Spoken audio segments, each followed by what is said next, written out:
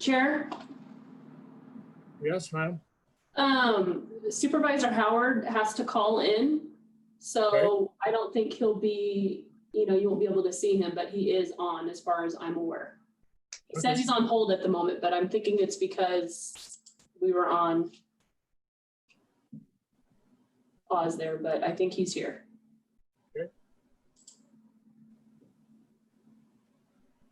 Good morning, everyone. It is Thursday, June 25th, 2020. It is the 10 o'clock hour. The Board of Supervisors of the County of Del Norte and the governing body of all other special assessment and taxing district for which said board so acts is now meeting in special. Only those items at a specific time will be heard at the assigned time. All other items may be taken out of sequence to accommodate the public and staff availability. Kylie, you want to take roll? Supervisor Howard. Present. Supervisor Cowan. Here. Supervisor Gitlin. Yes. Supervisor Berkowitz. Here. Chair Hemmingson. Here. So at this point in time, we're going to take a moment of reflection.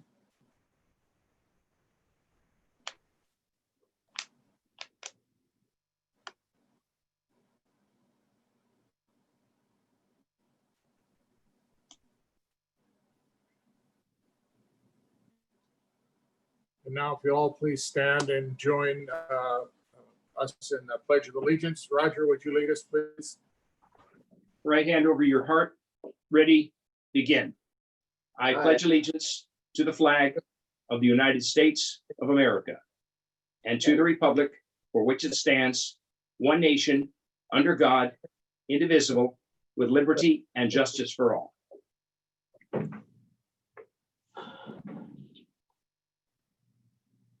Thank you.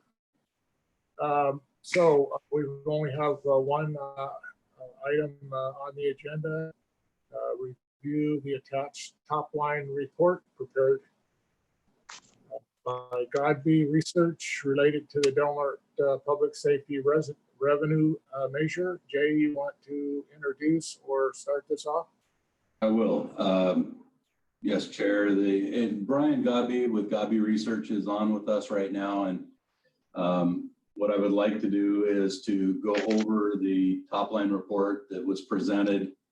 Just to give a little bit of an introduction, the city and the county partnered for the survey, which is a revenue measure feasibility survey, to determine statistically what our voters may support or not support regarding public safety sales tax. And so, Brian, if you would like to go over the high points of the report. Certainly, I know you have a limited amount of time, and then we could get to questions before you have to get off. But if you could do that and give an explanation, I would appreciate it. And then we can get any questions from the board. Sure. Thanks, Jay. I'm Brian Godby from Godby Research. Actually, good news, Jay, is that my 10:30 meeting canceled. So I have a little bit more time to devote to this, so we don't have to be hurried. Great.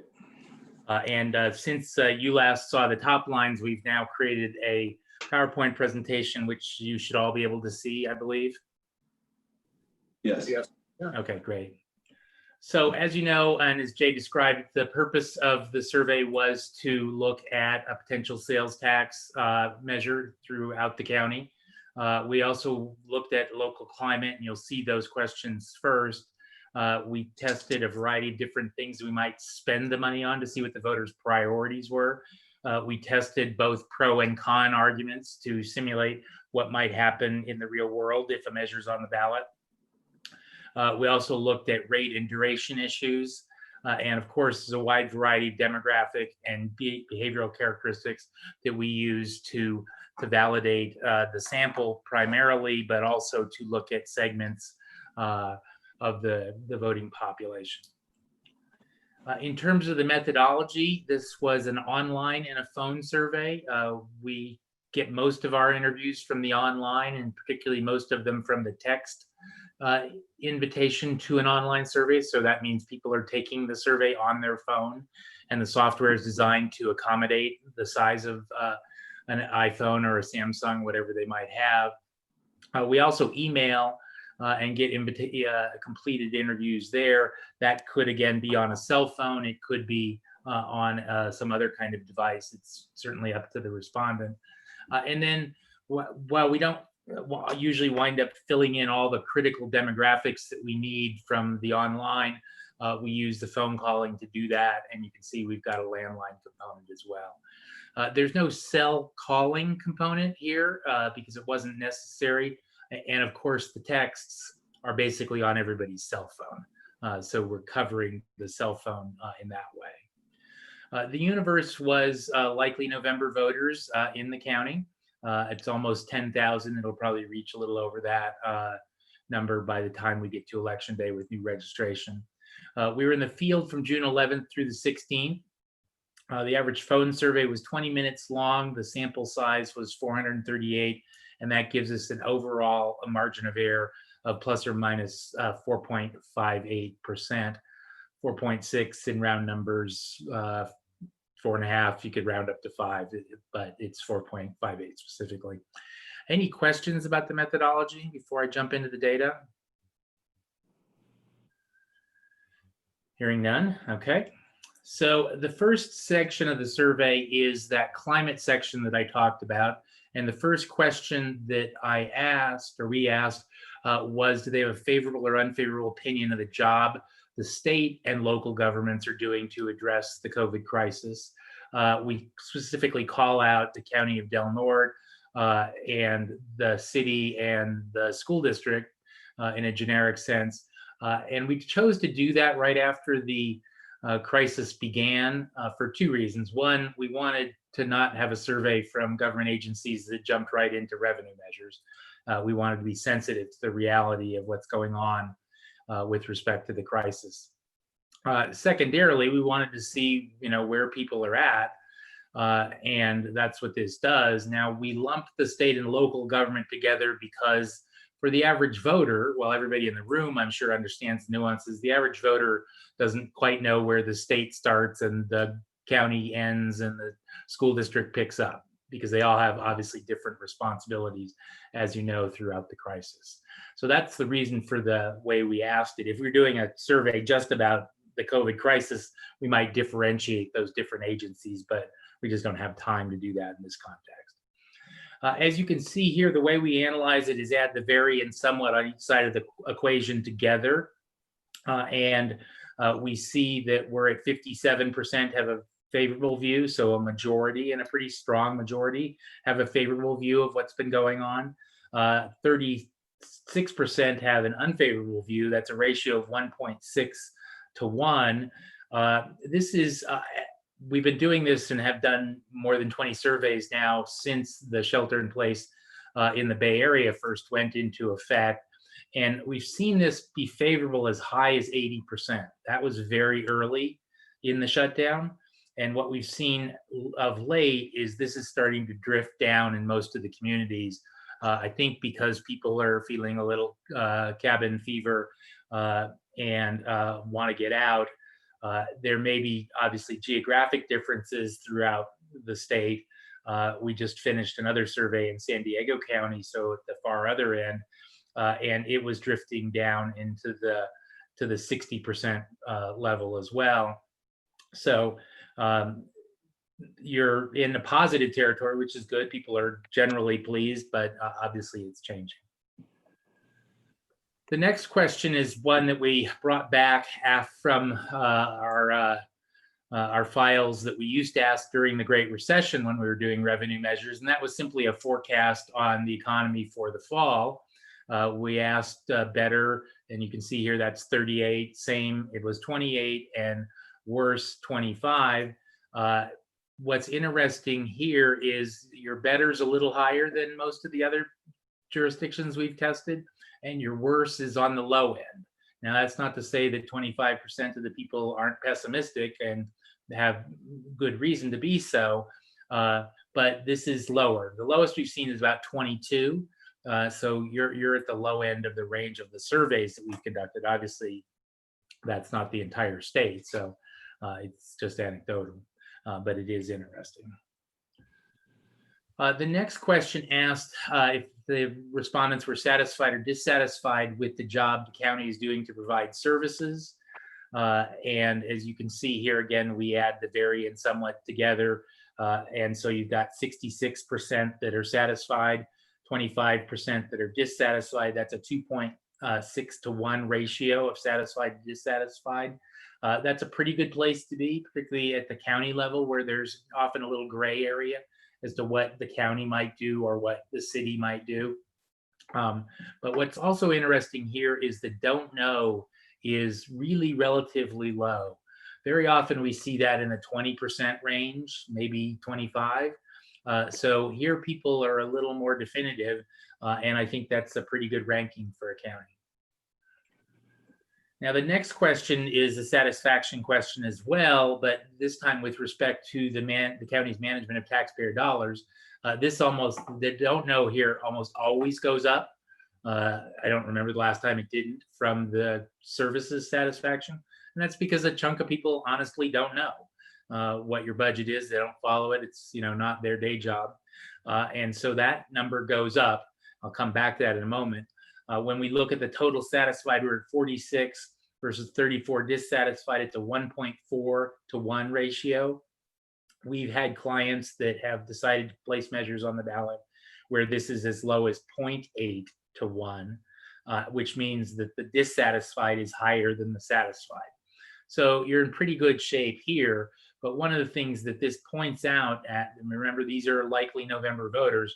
So if a measure is on the ballot, we can't afford 20% of the population to not know if you're doing a good job being fiscally responsible. So there is public information work that has to be done for this kind of measure to appear on the ballot. So that's the end of the climate section. Before I move on to the ballot measure, any questions? Okay, hearing none. So the next question is actually the ballot question, and this, the wording on the right-hand side of the slide in the yellow box meets all the state requirements. It's 75 words long. It includes the tax rate, which would be 1 cent sales tax. It has a duration, which has been approved by not only your county council, but others as well. And that's until ended by voters. And that's the wording we use in these kind of measures. And then it has to show how much it raises annually, which is about $3 million. So all of those are required. That leaves us the rest of the wording to identify the kinds of things that we might use the money for. Again, this is a general tax, so we have to say that because that means that the expenditure of the money is ultimately up to the Board of Supervisors to make that decision. It's not locked in by these items, and it's important that these items cover a variety of different areas. So we have disaster prep and emergency response and firefighters and street work and more firefighters, jail, criminal justice, and code enforcement and other general services. So that's a general tax. It has to have a range of things that you would do or could do with the money. And of late, the county of Yuba has had done what they called a general tax, but it looked a lot like a special tax. And the court said it was a special tax, and so they invalidated the passage. So that's really important. And obviously your county council has helped with this. So the way we analyze it is we add the definitely and probably yes together. You see we're at 59%. With that 5% worst case scenario, this could be as low as 53.5, 54 in round numbers. So there's a little bit of a cushion, but not much. So that suggests that work needs to be done. Also, work needs to be done because what happens in virtually all of these measures is the effort needs to be applied to keep the probably yeses on board. If you were to just put this on the ballot and sort of start planning the campaign party for November and not do anything else, you're going to lose half of the probable yeses. And that's true for all of our clients, counties, cities, school districts, et cetera. So that means that there's work to be done to keep these probable yeses on board, and that is the whole goal of any independent campaign. Obviously, the county can't spend money on an advocacy campaign. You can provide information, you can answer questions, and that's important as well in making sure people understand what the measure is about, and ultimately that we keep the probable yeses. Now, we wanted to compare the difference between the county as a whole, which of course is 58.5%, and Crescent City, which was 57.3%. So they were a little bit lower. Their error rate is a little higher because they're a smaller slice of the county than the entire survey. The next set of questions was asked in a random order. And while this slide looks complicated, I'll just try to sum it up quickly. These are features of the measure. So there are things that we might spend the money on. And we ask people, would you be more likely on this side or less likely over here to support the measure, knowing the money would go for that? We then do some data processing, and that creates an intensity scale that ranges from a high of 2. We're not there, of course, if everybody had said much more likely, to a low of -2.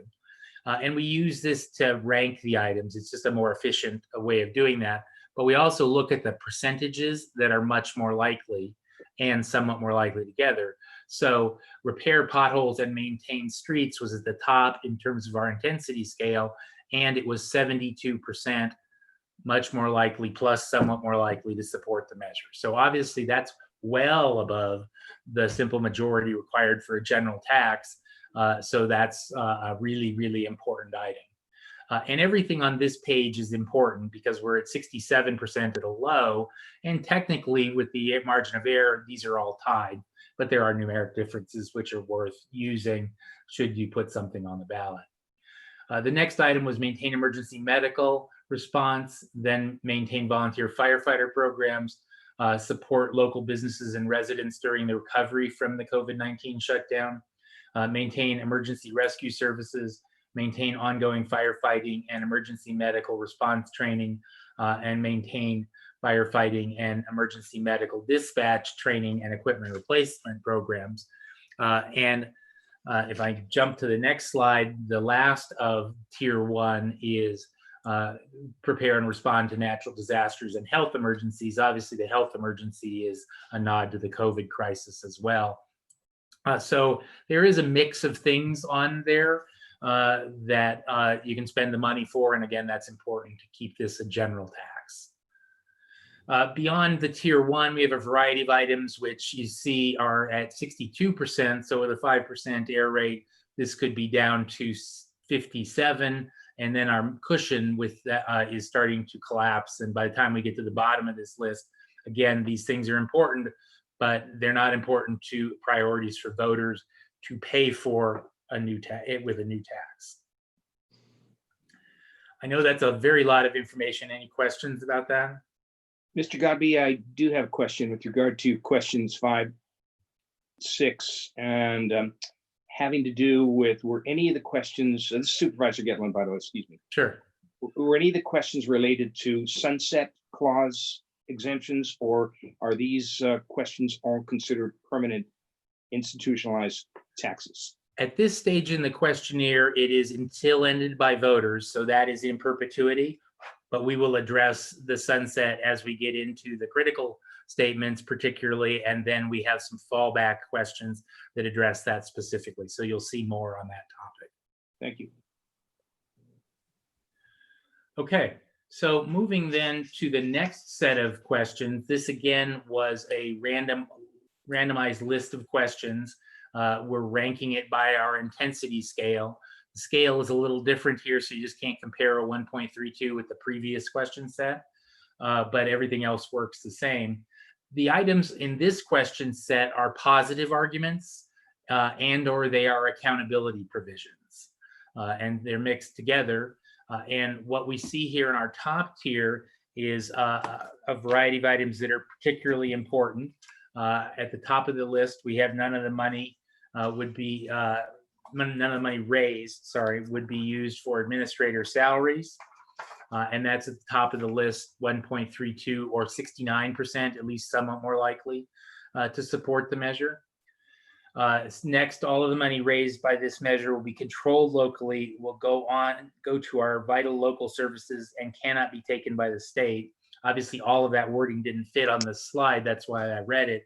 And the magic part of that, if you will, is the cannot be taken by the state. And virtually everywhere in the state for the last 20 years that we've asked this question, this is one of the top 2 or 3 items, as it is here in Del Norte. The measure requires independent citizens oversight. A third accountability component is important as well, and it usually is in our top tier. And then the fourth item is groceries and prescription medications are not subject to sales tax, so people with fixed income or limited income will not be unfairly burdened. That information is important for people to understand because people don't really know what gets sales taxed and what doesn't. Until they go buy a car and they see a big sales tax bill. So that's important information for people. All of those items are at 64% in round numbers up, again, technically tied. And so there's some cushion between that and the 50% threshold for a general tax. The second tier is also pretty good. It ranges from 63 to 62, again, statistically tied. But even with the 5% error rate rounded, this goes down to 57%. And so we do have some cushion with these items. So they're good things to be talking about. Obviously, working from the top of this list down is the most important for any sort of independent effort, independent advocacy effort, that is. Then starts with, since 1990, the state has taken millions of dollars from Del Norte County to deal with its own budget. This measure provides guaranteed source of local funding to maintain critical resident services. So that's an important item. Many streets and roads have not had major repair in 20 years, so adding a little more meat to the bones about the street issue. The measure will help maintain streets and repair potholes on more than 323 miles or approximately 52 million square feet of streets in Crescent City and Del Norte County. Again, more on the streets. 2 things. One, the potholes is the key word here, and so is the number of square feet. What we found is that it really helps people understand why the streets need repair. They don't understand the methodology for repair. They don't understand slurry seals and rebuilds and overlayments and underlayment and any of that sort of stuff. What they get is the pothole that they hit on the way to or from work or school every day.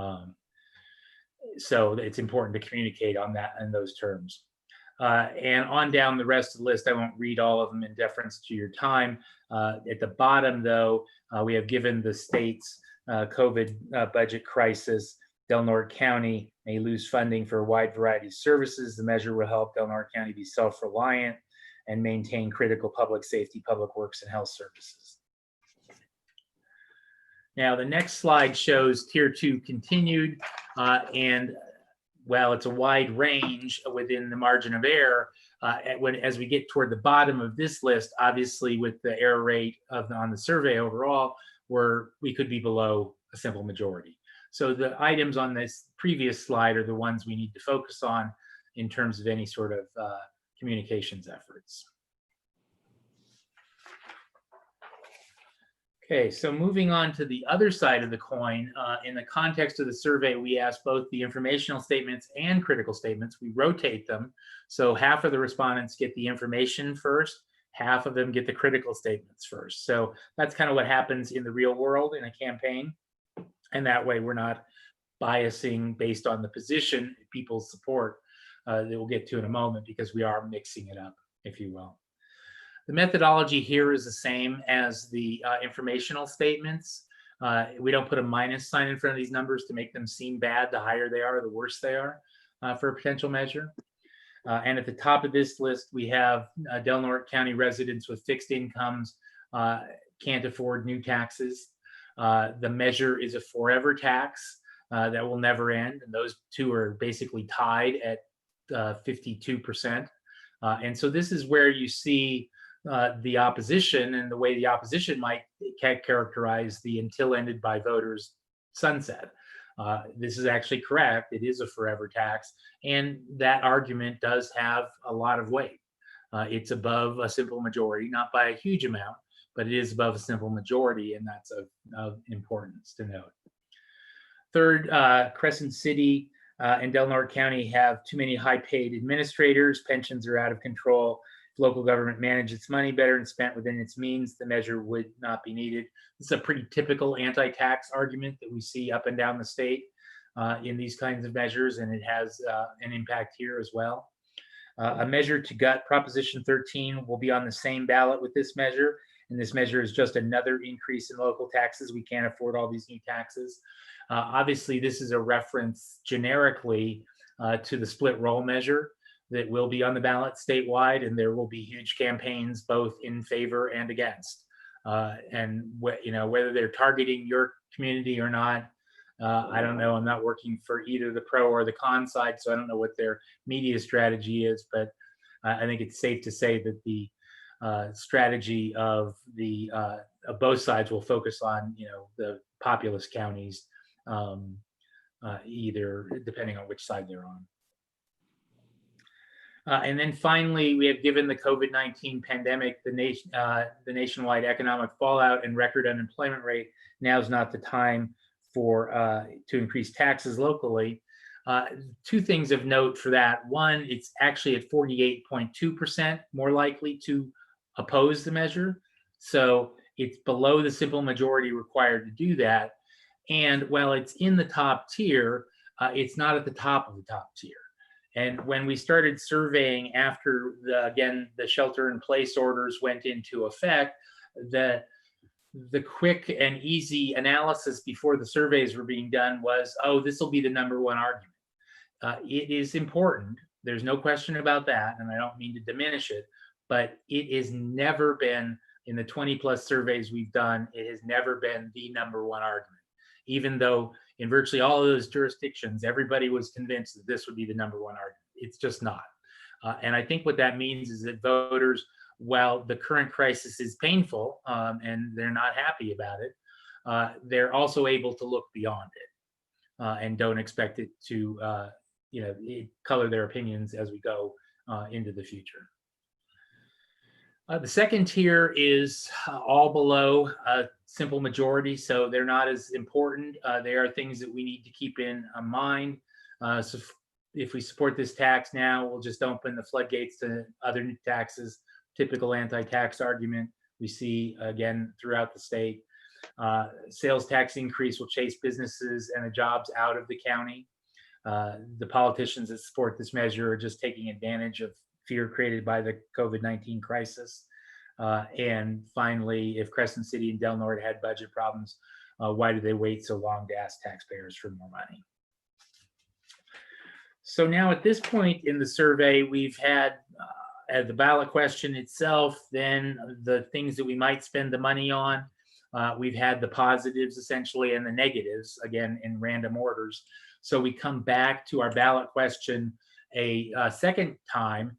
And you'll recall we started at 58.5 and now we're at 55.3. So the two things, one, it looks like the negatives have taken some of our support away. And two, it's still within the margin of error. So technically there's no difference between the two of these. I'm sorry, is there a question? No, okay. So with a 5% error rate, again, in rounded numbers, we're right above a simple majority at 50.3. Again, in round numbers, obviously that puts us sort of right on the bubble. And one of the things that's clear is that information effort needs to happen, as does an advocacy campaign, if this measure is going to have any sort of success. Again, the advocacy campaign is independent of the county. County can't spend any money on that. But the whole goal is to keep the 32% on the yes side. If we can sway some of the undecideds, that's great too. But we're right at the knife's edge. The city number on the second test was a little higher, and you can see that down in the very bottom corner there at 60%, although it's important to note their error rate's a little higher, so they're not really in a much better position anyway. So we're right on the bubble. There's lots of work that needs to happen for this measure to be successful. Brian, can I ask a quick question while you're talking about these numbers? Yeah, sure. Are all taxes a 50% plus one threshold, or is there anything which requires a 2/3 minimum? No, they're not all simple majorities. So a general tax for city or county is a simple majority. If it becomes a special tax, if you just did fire services, for example, that's a special tax that requires 2/3. If you were to do a bond measure because you wanted to build, and I'm just picking things out of the air, build more fire stations, that's a 2/3 threshold. The school district, which is considering a measure we understand as well, that's a bond measure for facilities. That has a 55% threshold. If they were to do a parcel tax, and I don't know that they are, that would be a 2/3 threshold as well. So it depends on who and what the measure is. And it's all. So Brian, just as a follow-up question to that, if our board was to consider a law enforcement enhancement tax only with all funds generated directly to first responders, sworn officers, etc., that would require a 2/3 threshold. Is that correct? That's right. That's right. Yeah. Thank you for the clarity. Sure. So Brian, one other question. This is Bob Berkowitz. Sure. The other question is that we get when I do these things is, what guarantee do you have that the money you say is going to specific situations is going there if we're only going to ask for simple majority? Yeah, I mean, that's a really good question. And that's essentially a two-edged sword. For the opposition, they'll say, this is a blank check. There's no commitment on how it's going to be spent. And you'll see that argument. For the positive side, that's why we have the third item here, E. The measure requires independent citizens' oversight to ensure the money is spent as promised.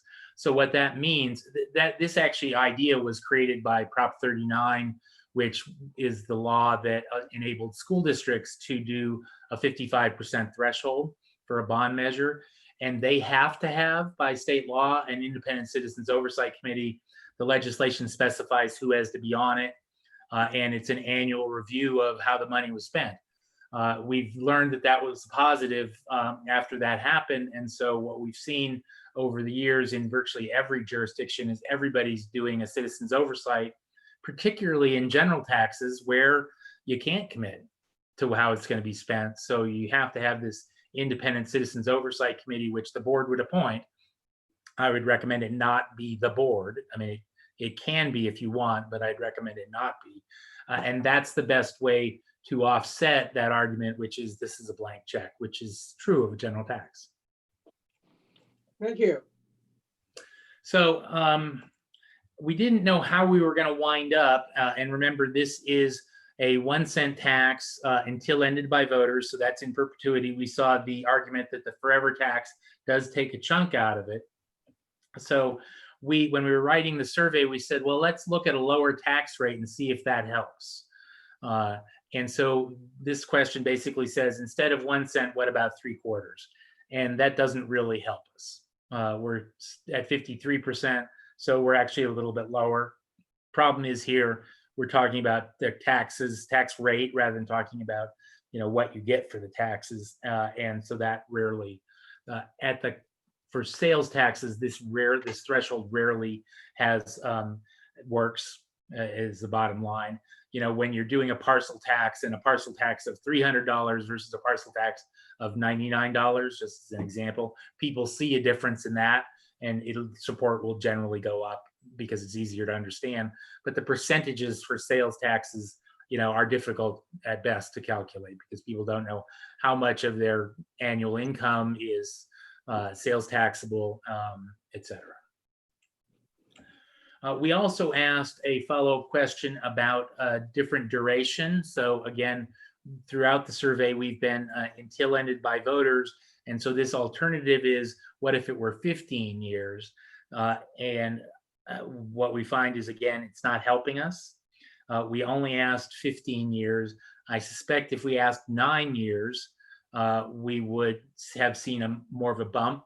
And obviously what's going on is there are psychological ceilings at single digits versus double digits. But again, when you go shorter, you limit yourself in what you can spend the money on, financing, et cetera, and committing to salaries long-term, et cetera. So there's a reason not to do that. So if you're in double-digit years, being until ended by voters actually does a little bit better. Now, but it does still, of course, open us up to that forever tax argument, and that's part of the reason that we need to have that independent advocacy campaign and the information campaigns that I've described in order to keep the probably yeses, because that is a potent argument. So that's the data that I have today. I've got a summary that I just wanted to hit the highlights on. I mean, there is support for the measure. It's on the bubble, and with the margin of error at the county level, we're right above the threshold. But I think there's some caveats to go along with that. And the first is there needs to be, I think, agreement of overlapping jurisdictions to prevent multiple measures being on the ballot at the same time.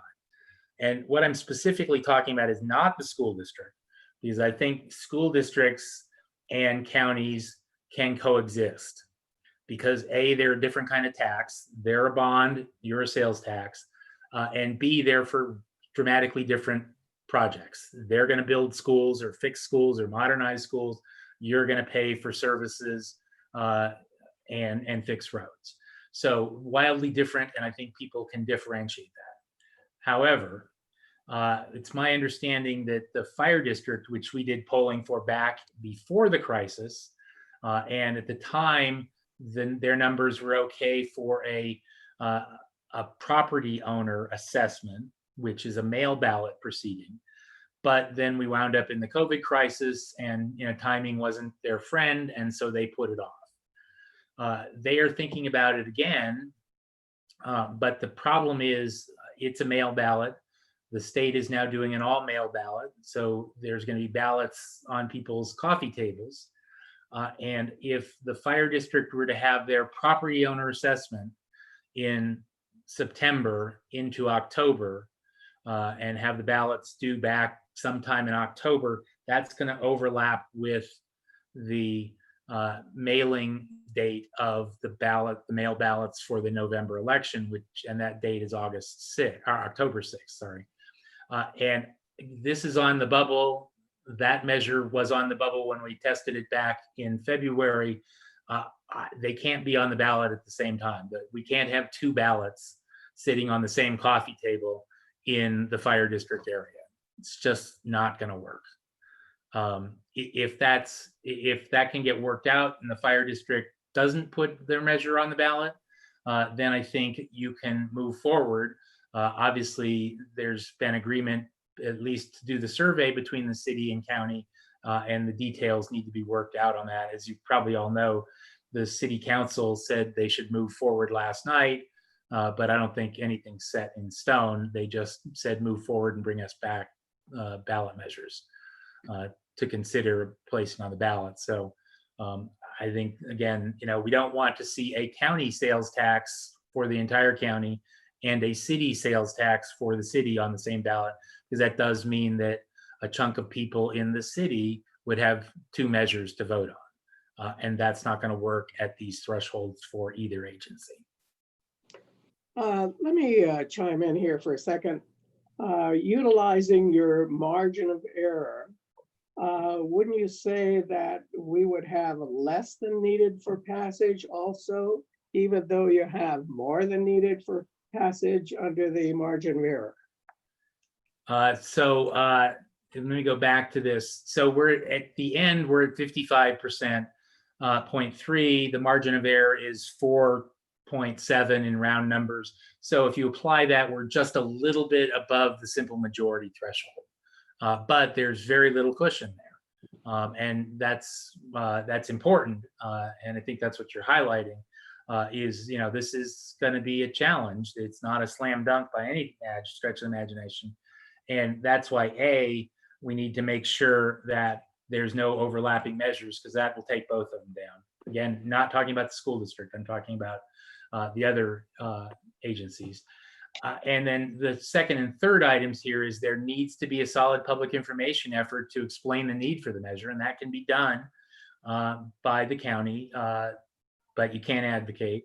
And then there needs to be an independent campaign to advocate for the measure. Now, the county can't fund that, the county can't organize that. Of course, the board members, as individual citizens, can organize that separately.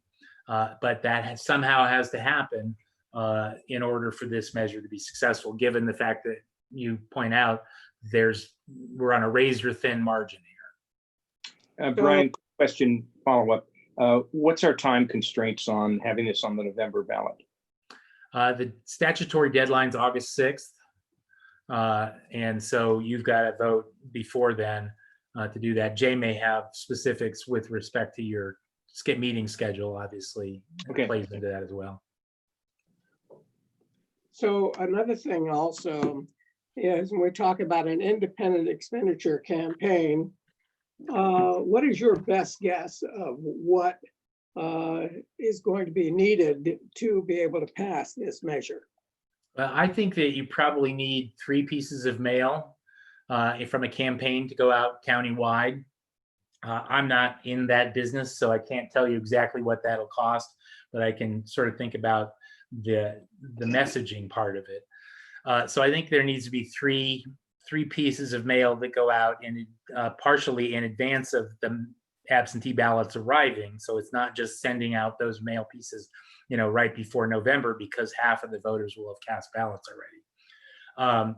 Secondly, I think there needs to be an extensive social media online campaign from an independent advocacy effort, because obviously social media, Nextdoor and Facebook and Twitter all matter, but it's not one or the other. You still have to do the old-fashioned paper mail pieces, and you still have to do the electronic. So I think it covers both of those, plus the traditional components of the campaign. You need to organize endorsements and try to get everybody to support it. You need to try to think about who might be the opponents that would be writing ballot arguments against. If that independent effort, and again, not the county and not using county resources, but if that independent effort can convince opponents that there's enough accountability in this that they don't oppose it by writing a ballot argument, that'd be great. There, of course, has to be a ballot argument in favor. And I would not recommend that just be signed by the 5 board members. I mean, you can do that, but I would recommend getting 5 other people that aren't elected, thinking about real estate, chamber of commerce, those kinds of organizations or their representatives to sign it. That's always a much better message. So that's the kind of thing that you need to be doing. And there are certainly companies that we work with on a regular basis that do all of this and specialize in these kinds of measures.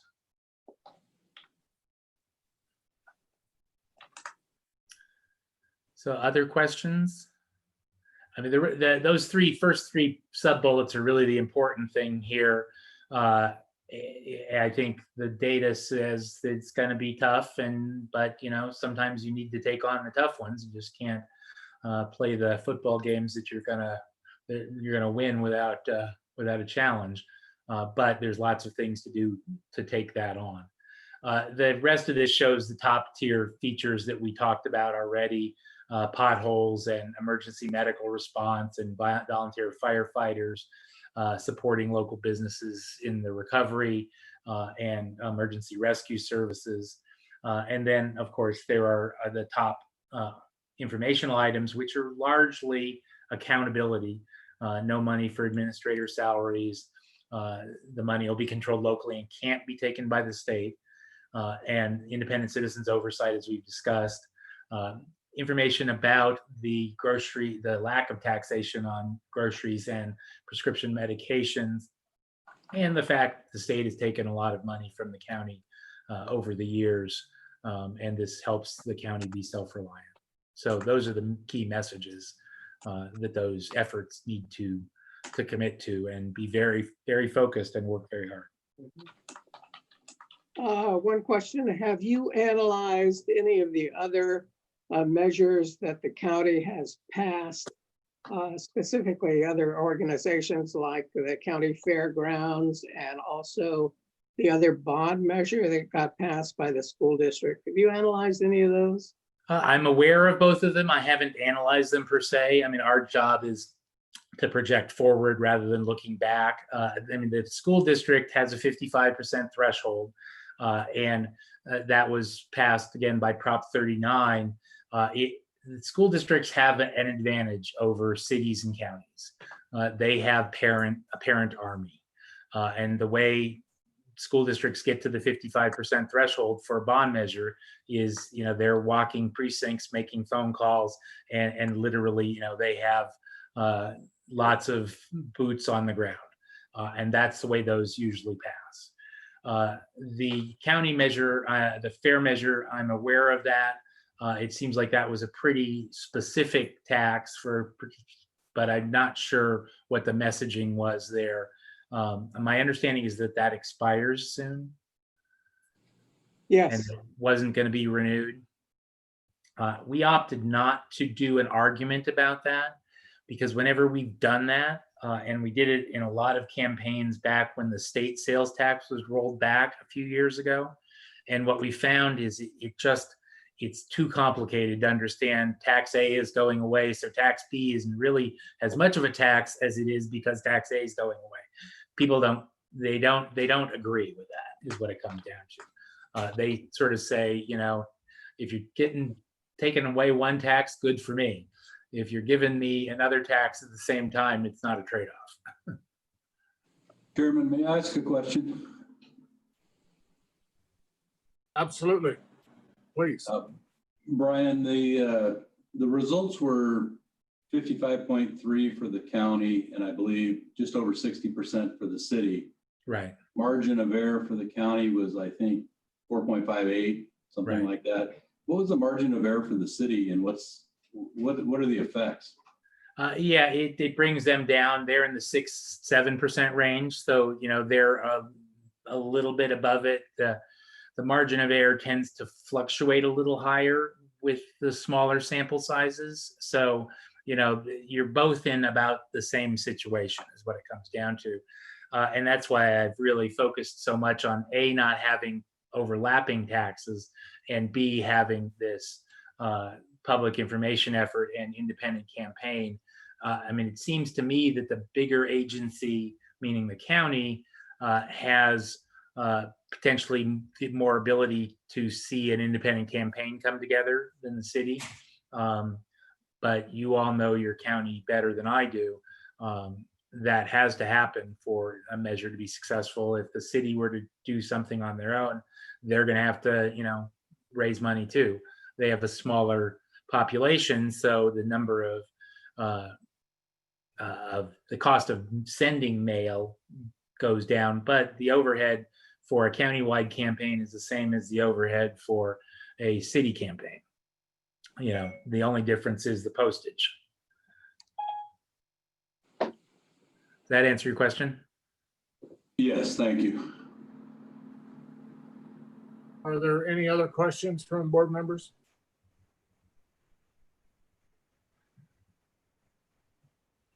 Okay, well, thank you, Brian. Appreciate all the information.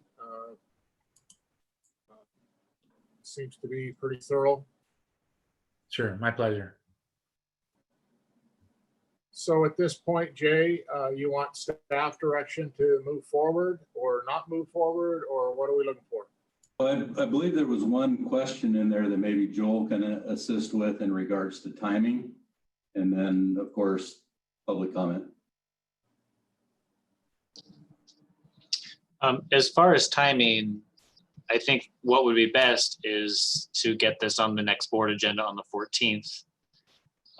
But we have to do at least a resolution by the 28th.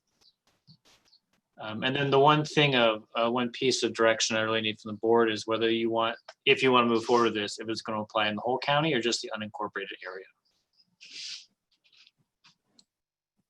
Say that again, Joel?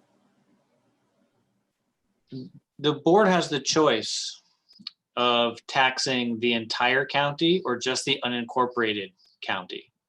Okay, And so so, you remove the city out of that? Is that what you're saying? yeah,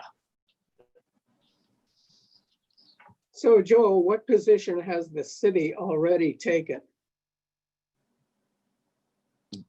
I can answer that one, Joel. Last night, there was a special city council meeting and they voted to give direction to staff to pursue a city-only sales tax initiative.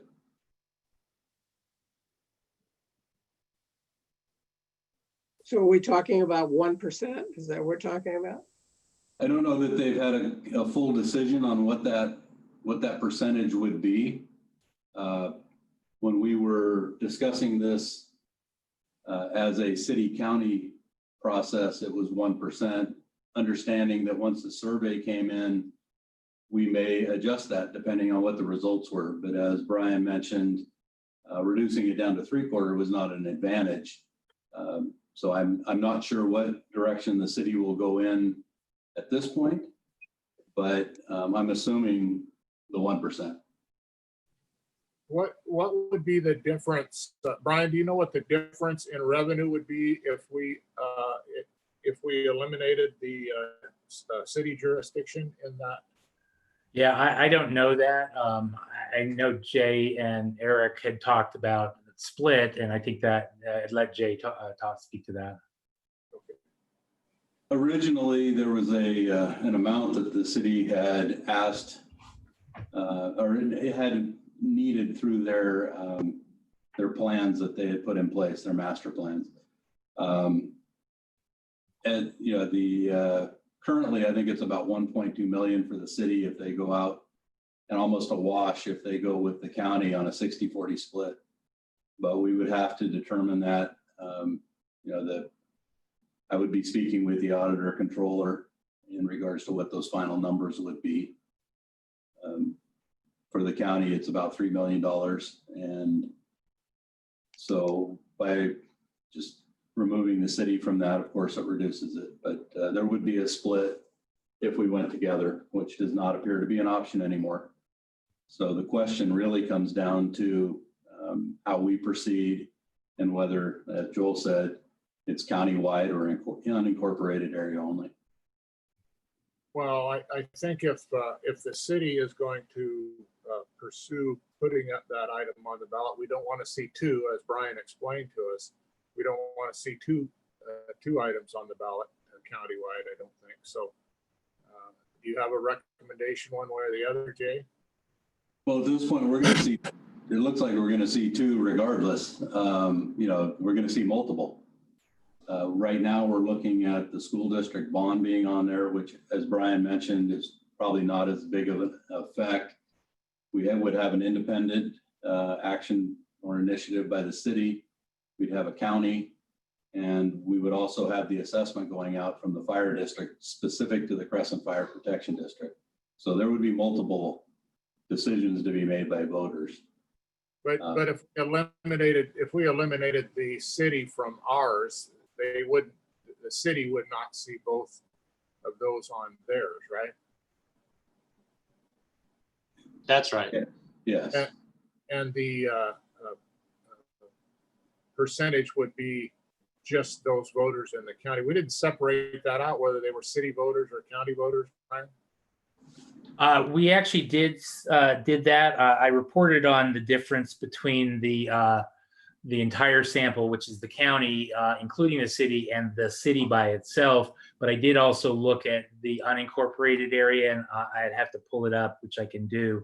But the reality was we were over the threshold countywide as well, or not countywide, just in the unincorporated area. It obviously gets a little harder because there's a higher level of support in the city, but it's a smaller portion of the county compared to the unincorporated areas. So it doesn't have that big an impact, but I'll pull that up. I don't have it in front of me. It'll take me a minute.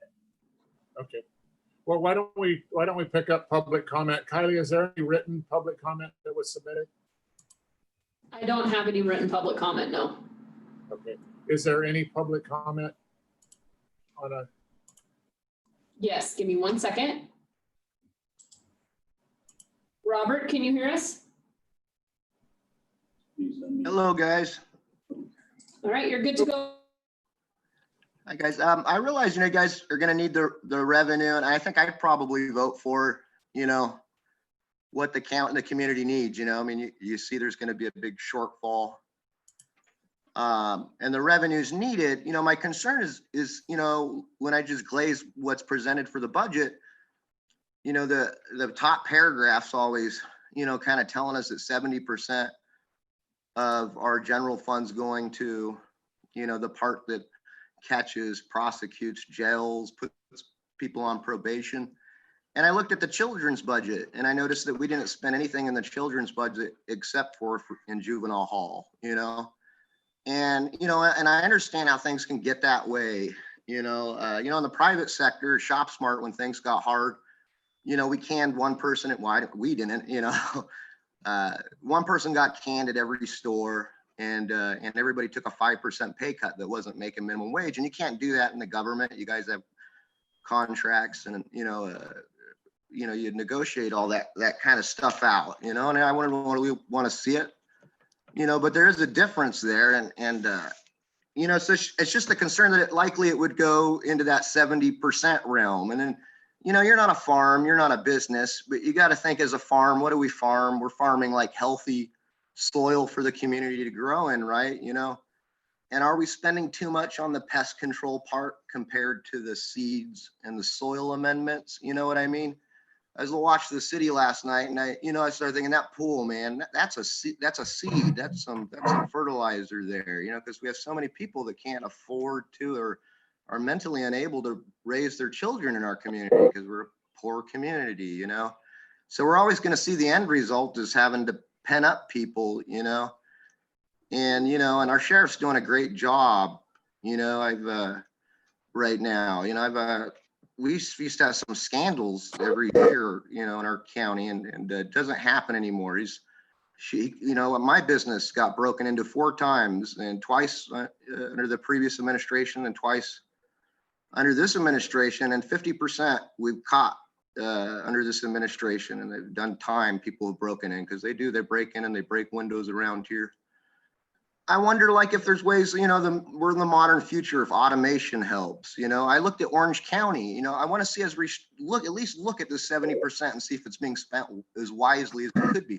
How much are we spending per capita on law enforcement? How much do other communities spend? I looked at Orange County, and Orange County contracts for several cities inside the county to provide policing. So the sheriff provides the policing. Could there be some sort of savings if the sheriff here contracted to provide the policing inside the city? The range tends to be, I think, $150 to $800 per capita. How much are we spending here? Probably. Wrap it up, please. All right. Well, I appreciate your guys' time, and I'd support it, but I'd just like to see some real thought process just to see if the way our pie charts worked out, if there's any different way we could restructure it that would make better sense. Thank you. Thank you. Any other public comment, Kylie? I'm just going to give it a couple more seconds, Chair. Chairman Hemmingson, I do know that Sheriff Apperson is on, and at some point here, if we could give him an opportunity to discuss this also, that would be appreciated. Okay. Is there any other public? I'm not seeing any more public comment at this time. So if the sheriff would like to speak. Sheriff, are you on?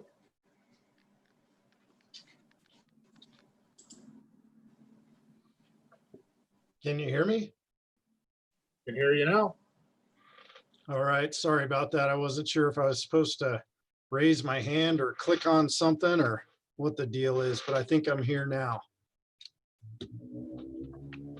I mostly saddled up to join this meeting. If the board had any questions, I don't really have a presentation ready. I think most of you know where my heart is with the agency.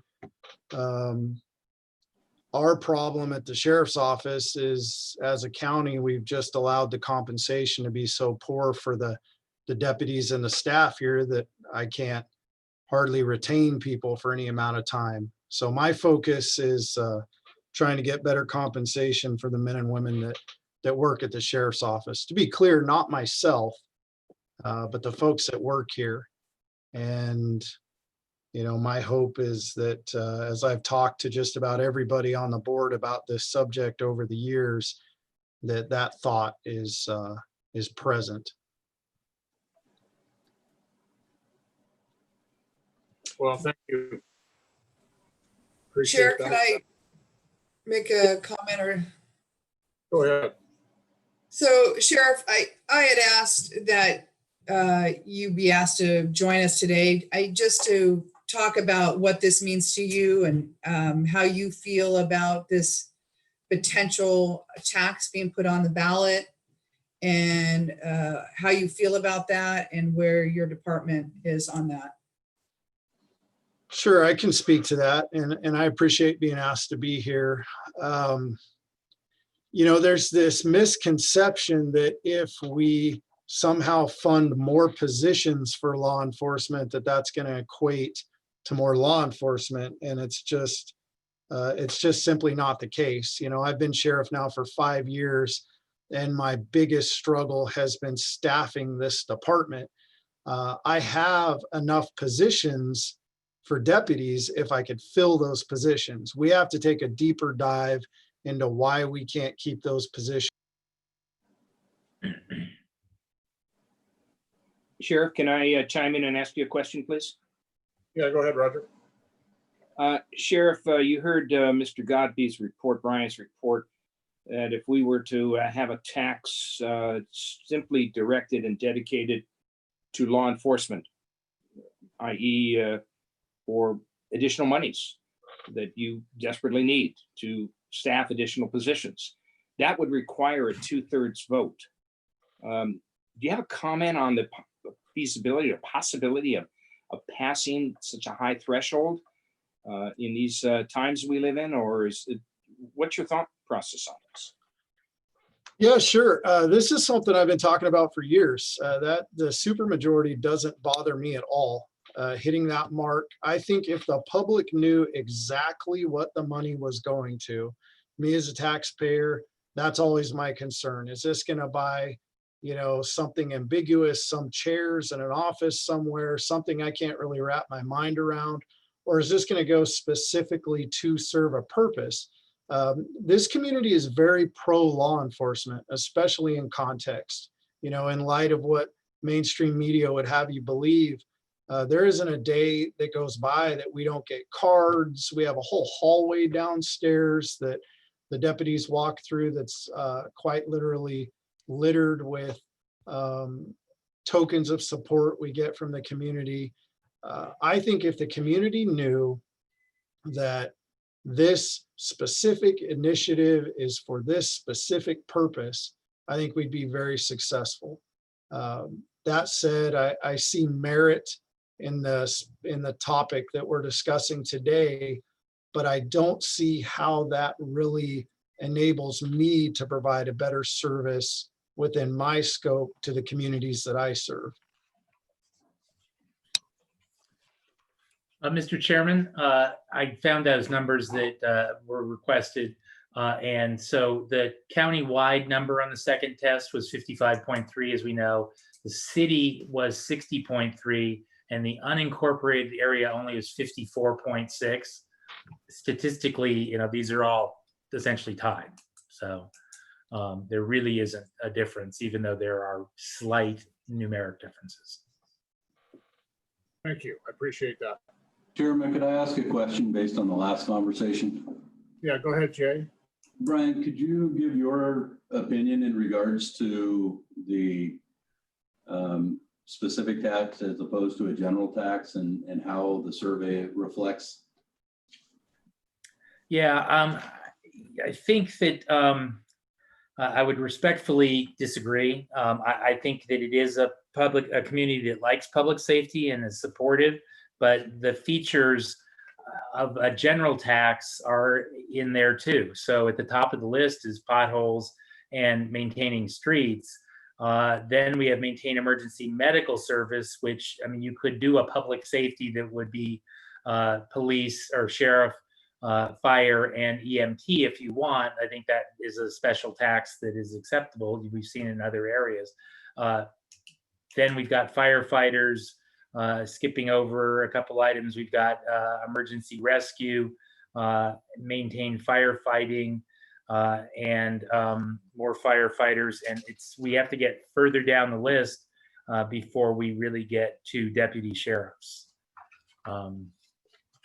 So, I think that it might be a different measure, it may be different wording, but I think it's a challenge. I mean, we're just finishing a project in Santa Rosa, and I know Santa Rosa is entirely different than, it's a city, obviously, than Del Norte. But we had a survey that did a split sample. Half of it was dedicated to a special tax for public safety, and the other half was dedicated to a general tax. And not only did we not make it to the 2/3 threshold, the general tax actually did better because the broader selection of services appealed to those voters. Again, we haven't done that in your county, so this is only anecdotal, but my intuition tells me probably not. Thank you. Any other questions from board members? I can appreciate Brian's response. I have no doubt that he's good at what he does. But I think if the public had a clear picture, and I think that if they knew specifically what the initiative was behind, we would gain a lot of support here, especially if we put some effort into marketing it. I think when people kind of get blindsided by a how do you feel about taxes question, those results can be skewed. It's just my opinion, but I have lived here my entire life. I think I have a pretty good idea what the public thinks about local law enforcement and their desire to have a more stable law enforcement. And I just want to finish out my time by saying, again, I have the luxury of looking at this sort of narrowly. I'm looking at it from the perspective of trying to provide a more stable law enforcement presence without encompassing everything that is public safety and potholes and general nuisances. I just know that I can't retain employees because we've allowed the compensation for those employees to dip so low that I can't compete with the PD on the next block, much less anybody else. Chairman, if I may. So Sheriff, just kind of a follow-up. I hear what you're saying, and we want to do what's best for our county overall and what the people want. And I agree with you. I believe they're behind our sheriff's department, and we want you behind this. I mean, we're doing it for the community, not for ourselves. The oversight committee, what's your take on that? I mean, I see it as we have the oversight committee, which is something I dealt with the school district with the bond measures when I sat there. They're your committee who oversees where the money is going to go and who is going to be listening to our community of where the needs are. What's your thought on that? I support that 100%. I mean, oversight committee equals transparency. I've had a citizen advisory committee. That was one of the first things I put into place when I became sheriff. And I think if you didn't hit that mark, you would struggle a lot more to gain that public trust. So yeah, I think that's a good move. Thank you, Sheriff. Sure thing. So what is the board's pleasure? Direction to staff for what? What are you looking for, Jay? Well, at this point, I think the board needs to give direction regarding the pursuit of a sales tax initiative, yes or no, and then a pursuit of a sales tax initiative at the 1%. And third, it would be, is it countywide or is it only the unincorporated area? And you had asked me my opinion early on in regards to that question. And my opinion in regards to that is, based on the decision that the city made last night, if the county was to go countywide, they made a decision that would require us to go unincorporated only because it would fail. That's the sole reason we had a partnership together, was to reduce this down into and consolidate it. But Right. if that's their choice to go unincorporated only, I think that to be successful, we need to go with the highest percentage chance we have, which reflected in the survey would probably make us be unincorporated only and go after the general, not a specific. Yeah, I think I would agree with that. Chair, can I make a motion, Chair? Sure. Yeah, I would, on the first point, I would move that we make this a 1%. I would move that it be countywide, and I would move that it be a general tax measure. Countywide, you That's mean my motion. unincorporated countywide, or you want to include the city? Including the city. That has the highest percentage, I think, based on what I just heard. Well, yeah, I understand that, but if they have, that would mean that they would have two initiatives that they would be voting on. More than likely, they would not vote one or the other or both down in the city, which would work against us. So I'm just curious as to why you would want to include the city if the city is going to have their own on top of that. Because they're still exploring, and this discussion was just given last night for direction, but I don't think the decision's been fully made at this time. My understanding has been, Supervisor Howard, is that they have made that decision. That was my understanding this morning. If you know something differently, please share. Because I agree with you right up to the point of, I think we should be unincorporated. I mean, you and I have been working with them for quite a while on this. And so I think we both agree it's a need here. And so the board is fully informed, and as you're aware, the city's decision came down to a lot of the school district being involved in this equation. Is that not correct? I don't. I think Supervisor, a lot of the discussion that I heard was based on percentages, and that the city had a better chance of success if they went with a strictly incorporated campaign. And that was my understanding as well, which is with or without the district on the ballot. They're assuming the district will be on the ballot, I believe.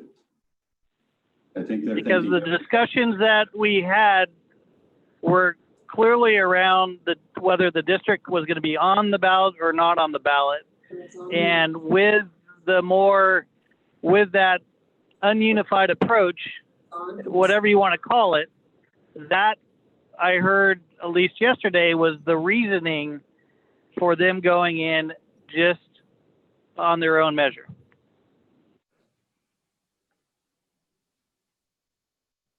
So Chris, do you feel that they're going to change? I guess I just don't, I feel, or I took it as last night's decision was them moving forward without the county. Having the county and the city have been working together for the past year on this, they've now chosen to step away on their own and do their own measure. And I think I agree with CAO Serena and Chair Hemmingson that if we go countywide, we're going to have a less chance of obtaining this than if we just go unincorporated. That's my concern. I understand, I believe I understand your concern. I just am trying to recall the numbers that we just heard for countywide versus just the incorporated area that were gone over. And I thought those percentages were pretty close. They are pretty close until you weigh in them putting an initiative on the ballot also. Yeah, just to remind everybody that the total countywide is on the second test is 55.3. The city by itself is 60.3, and the unincorporated by itself is 54.6. No statistical difference in all of those, but those are the actual numbers. But I do think that if there are essentially two sales taxes on the ballot in Crescent City, the chances are good that they would both lose. That's what I. So then, given that, I would amend my motion to continue with the general tax and just for the unincorporated area of the county. And I would second that. And a general tax, right? Yeah, we don't need a motion. This is just direction. Oh, okay, just consensus? Consensus, is there consensus with doing that, Roger, Bob?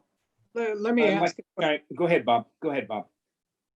Brian, how much money could we raise just doing this by the unincorporated area? Or what do you think we would need to be able to pass this?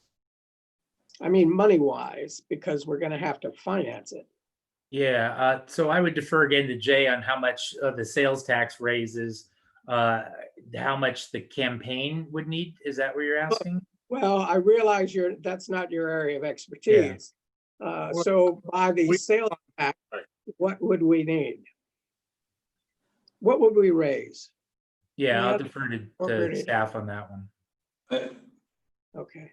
Bob, if you're looking at total revenues, I believe we're probably looking at about 1.8 million. If you was that on the unincorporated area? Unincorporated. Okay. I don't know if that was your question, but I think that's that's a rough number.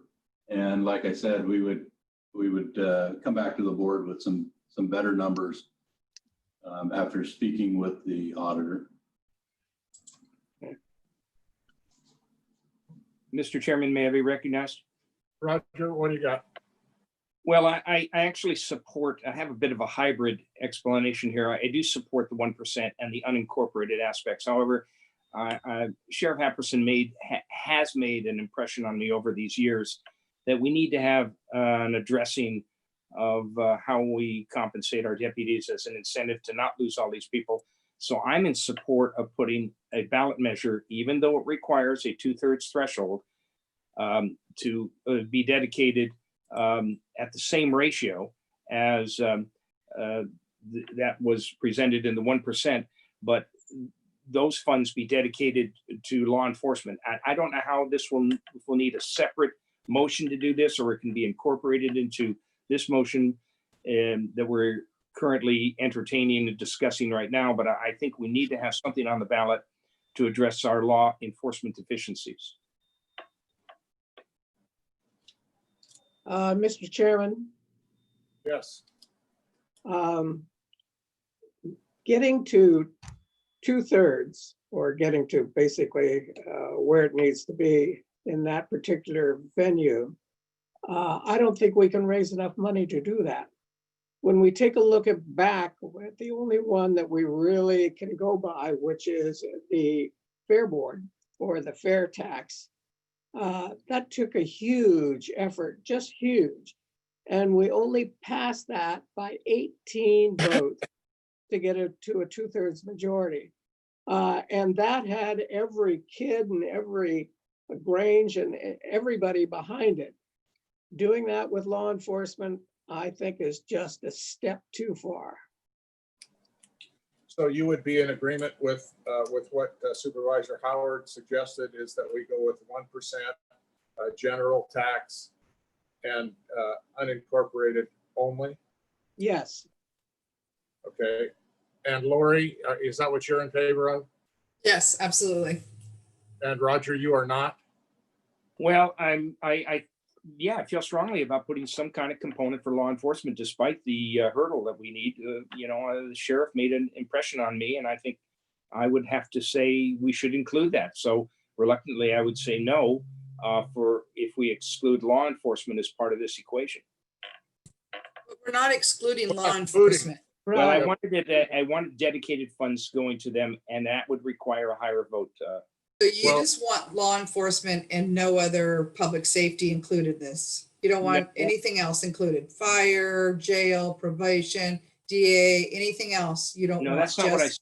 That's not what I said. I said I'm in support of the 1% general, but I think a separate, and that may need a separate issue, a separate motion to put on the ballot while we have time to consider this, a dedicated tax to law enforcement that would require a 2/3 threshold, and it may not be part of this discussion right now. So, Chairman, I will support this with the idea that I'd like to have this. We'd like to come back and revisit the law enforcement component before the August deadline. Yeah, I don't think that's the direction we're going. I think what we're looking for is consensus for staff to move forward on the item that we put forward. We have consensus other than Roger, who is bringing up stuff that really, if we're looking at the report that Brian just gave to us, will not pass. And I respect Sheriff Apperson, and I support him 100%. But I think it's setting us up for failure, and I think we want to move forward with something that has some degree that we can measure of success. So I think we have consensus, Jay, on where to move forward with Chairman, this. Yes. This is a pretty important item, and there isn't full consensus on it. So you might want to take a vote on this one. And it's not necessarily required to give me direction to go forward or staff to give direction, but it might be worthy on this one. Okay, then Supervisor Howard, if you'll restate your motion. Well, Mr. Chairman, I'd restate my motion to reflect that we give staff direction to put a measure on the ballot for a 1% tax to be in the unincorporated areas of the county. And a general tax? And it's to be a general tax, correct? I'll Okay. second Mr. that. Chair. And Supervisor Cowan seconds. Kylie, would you please poll the vote? Supervisor Berkowitz, Yes. Supervisor Gitlin, No, Supervisor Cowan, Yes. Supervisor Howard, Yes. Chair Hemmingson. Yes. Okay, was there anything else? Just to be clear, Joel, do you have everything you need in regards to direction? I do. One thing I'd like to point out is that when this comes for a formal vote to put on the ballot, it will need 4/5. Just everybody to keep that in mind. Okay. Thank you, Joel. Okay, with that, we've had public comment, so I guess we're done. Kylie, anything else? That is it. Okay, thank you all. Thank Thank you, you. Have a Brian. good day, everybody. Thank you. Bye-bye.